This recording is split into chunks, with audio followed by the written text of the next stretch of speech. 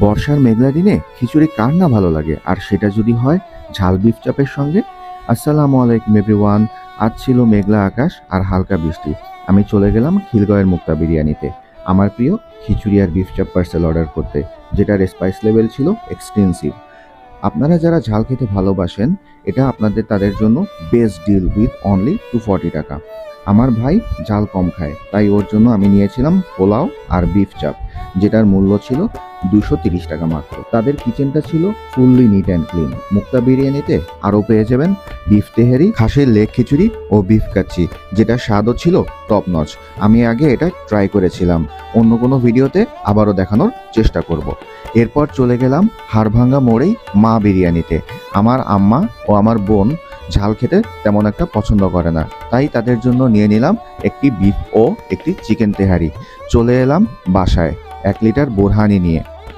আর তর সইছে না, তাই সবার খাবারগুলি প্লেটে পরিবেশন করে একটা ছোট ভিডিও ধারণ করেই খেতে বসে গেলাম।